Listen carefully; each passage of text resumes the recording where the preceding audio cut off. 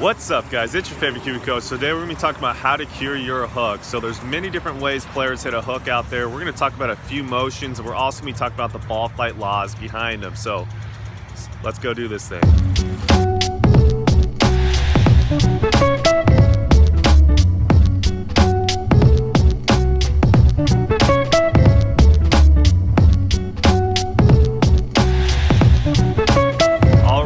Step number one in curing your hook, let's understand the ball flight laws behind what's actually causing you to hit a ball that starts to the right and curves too much to the left. All right, guys, so now it's time to go over some ball flight terminology before we get too far into this video. So the first one, this grenade driver, is going to be the face angle. So the face angle is where the effective loft or the sweet spot is pointing at the moment of impact. Now the hybrid is going to be our path, okay? So the path is the effective sweet spot or the effective loft and where it's traveling at the moment of impact, okay? So these two right here at specific points of time. That's important to understand, okay? Now this last one is the ball target line. So this is where the effective sweet spot or the effective loft is pointing at setup. So this is not at impact, this is not when you're swinging, this is before you swing, and this is pointing at setup, okay? This one's important as well. So now that you guys kind of understand the terminology behind it, let's kind of get into some scenarios of what you would see visually for a hook in terms of ball flight laws. So let's go do it. All right, guys, so this is a very common motion that I see in terms of a hook. So notice how the face angle is pointing to the left of the ball target line, and the path is pointing to the right of the ball target line and also pointing to the right of the face angle. So again, to get a shot that curves to the left for a right-handed golfer, the face angle right here needs to be to the left of this, the path. Now, if you want to have a shot that curves a lot, you're going to have to get the variance between these two larger, more of an obtuse angle like such, and that's how you're going to get a lot of curvature. And again, that's what I typically see for you guys who hit a hook. Now, this is just one motion, so we're going to show you guys some more motions here in a sec, but again, this is very important for you guys to understand. So if you're going to hit a shot that curves too much, this angle that is between the face and the path is going to be very obtuse. Get that in your mind, and you guys are going to have a lot better chance in curing your hook. And let's get to the second motion. All right, guys, so this is the typical second motion that I see in terms of you guys hitting a hook. Now, notice how the path is pointed to the left of the ball target line, as well the face angle is also pointed to the left of the ball target line. Now, to hit a hook, remember, the face angle needs to be pointing to the left of the path, which it is in this example. Now, this is where you guys are going to get a little confused, because you typically think of someone that hits a hook that swings too far right and has a close face to that. So that's not necessarily the case. Again, you can hit a hook while swinging left. All you have to do is have the path right of where the face is pointing, okay? So again, this is what it's going to look like. We're going to show you guys some visual on this as well, so you guys can see what it typically looks like in the golf swing, just to give you guys a better understanding of this. But again, this is the second motion I typically see. Now, there is the point that there's a lot more motions in between, a lot more matchups in between, and we're not going to be able to get to all those in one video. So again, I always highly recommend go to your local PGA pro, go to your local golf instructor, who you trust, go get a one-on-one lesson. That's the best way to get better quicker. But again, short term, this is going to be a very easy, a very basic guideline on how to cure your hook, and these are the two motions we're going to talk about. All right, guys, so I wanted to give you guys a little bit more information on that last pattern I just showed you. So typically, they're also going to have a miss that curves to the right as well. So when you see a pattern that hits a hook that swings left, they typically don't consistently miss it to the left. They actually miss it both ways normally, okay? Same thing kind of goes with the first pattern as well that I showed you, but more so not curving to the right. They just block it out to the right, which means they hit a straight shot that starts right and just stays there, okay? So again, just remember, with the second motion I showed you guys, they can curve it both ways. They're actually really not controlling club face. They typically have path the same. They're really not controlling the club face. So just keep that in mind when I show you guys this visually, okay? Let's go do it. All right, guys, so we're gonna visually break down the first pattern at a micro level. Let's get into the grip first. So when the player takes on his lead hand, you're gonna be able to see all four knuckles when they place the club on the ground. Now from there, you're going to see between the pointing finger and the thumb, that little V that makes, it's going to be pointing at the right shoulder or the trail shoulder. Now from there, when the right hand comes under, like such, that V that the thumb and the pointer finger is making is actually going to be pointing outside the trail side shoulder. So again, this is what it's going to look like visually. They have a very strong grip. Now from there, let's get into the setup and how that looks. So from down the line, you're going to see that they typically have a lot of pressure in the toes. So if I were to stand behind them and push them, they would pretty much fall over. They would lose their balance very quickly. So again, it looks like this, a lot of pressure on the toes. Now from there, they're standing typically a little bit too far away from the golf ball as well, so it looks like they're reaching for it like such. As well, notice how I have a little bit of a S posture in my lower back, and that's tilting the axis of the pelvis down towards the ground, which is then going to lead into some issues in the backswing in terms of the hips moving correctly and the shoulders moving correctly. So let's get into that takeaway from here.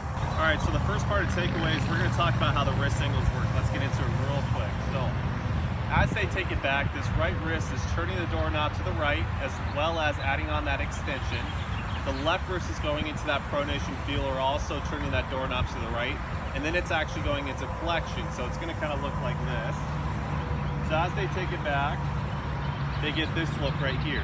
Now notice how that gets the club head very far behind my body very early in the golf swing, and as well the hand path is working a little bit too far out. Now from there as well, the most important part I think is look where the club face is pointing very much down towards the ground. It's very shut at this point, which then means it's going to have to do something on the downswing to not have the potential of it pointing so far left. Now the next part, let's talk about the axis of the shoulders and how they typically move as well. So let's bring it back to the setup and remember that little bit of S posture motion right there. Because we're tilting the axis of the pelvis down towards the ground, we're going to start seeing the shoulders moving a little bit more so on this plane instead of more so like that. So again, they move on a lot flatter plane. And that also supports the club head to get a little bit more behind you very early in the golf swing. Now the last part that I want to talk about is how the hips are moving throughout the golf swing. So again, we're going to bring it again back to the setup scenario, correct? So because they have that little bit of S posture, we're going to start seeing the motions of the hips moving a little bit more this way, a little bit more linear than this way. So because they're moving more linear, you're going to start seeing maybe more of a linear motion in the transition, which we'll get to here in a sec. But first off, let's get to the top of the swing. All right, so the first thing I want to talk about in terms of top of the swing is club shaft pitch. And remember, club shaft pitch is basically wherever this club shaft is really pointing, or you can think about it as the butt end of the club, where it's pointing throughout the golf swing. That's kind of the club shaft pitch, okay? So there's different types of club shaft pitch for this first motion. Some players are going to get across the line, some players are going to be laid off, some players are going to be perfect. Really kind of changes, but again, in terms of the first motion, the downswing is going to be the same. So let's get into club shaft pitch. So remember the takeaway, they get into this position. Now they either get up to the top and add on a little bit of this curling motion with the right hand, or going and turning that doorknob to the left, and it looks like this. Or they're going to be like this, or they're going to be like that, okay? So that's what I mean in terms of they have different positions at the top of the swing.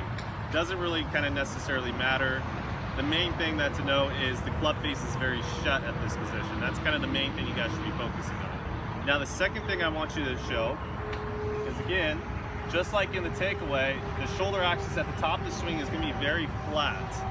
And at the same time, you're typically not going to see them have a lot of depth in the hips, which basically just means the hips have not churned a lot. This would be a lot of depth in the hips.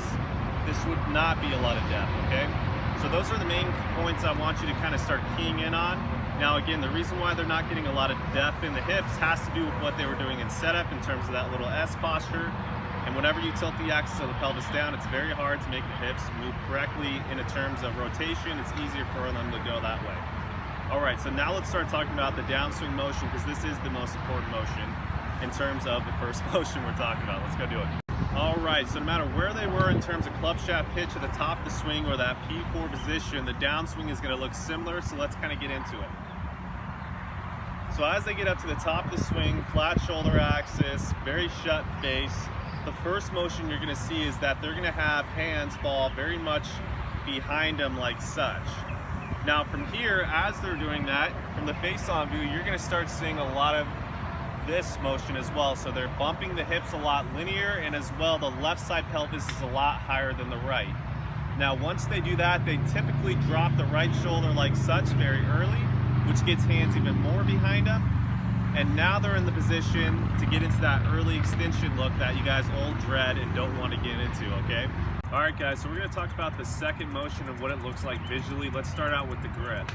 So the grip is not gonna be consistent. You're gonna typically either see someone with a neutral grip, a very weak grip, or a very strong grip. You can also see grip running through the palms. You can see all different types of variations with this motion. Now, in terms of setup, you're gonna see typically they're gonna still have that S posture going on, but not always the case, but most of the time the case. Now, take away top of the swing position, stuff like that, it's very similar to the first motion. They could have a lot of this motion going on.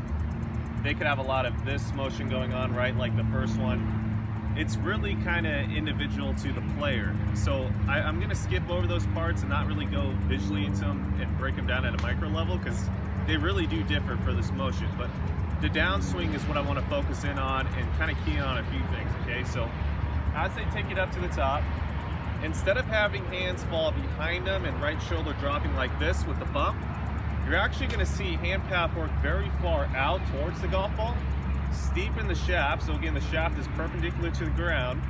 Now from here, you're going to see them start coming into the ground. They're going to start extending in the knees, extending in the chest, adding loft right here, going into ulnar very early. And at the same time while they're doing this, you're not going to see them rotating a lot, typically. Some do, but not most. And then they come into the ball like this, they raise the handle, they're adding a lot of loft like such, and then they come through the ball like that.